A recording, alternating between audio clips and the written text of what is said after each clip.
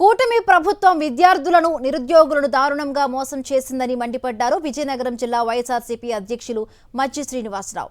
ఈ నెల 12న చేపట్టనున్న యువత పోరు పోస్టర్ను ఆవిష్కరించారు.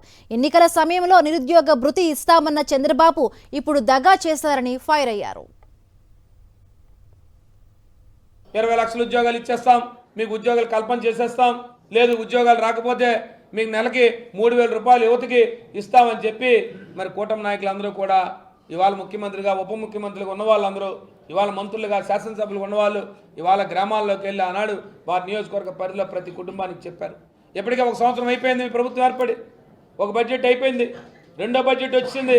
గత బడ్జెట్లో కూడా మీరు లేదు నెలకు 3000 రూపాయలు లెక్కన 12 నెలలు తీసుకుంటే గత సంవత్సరం 36,000 రూపాయలు.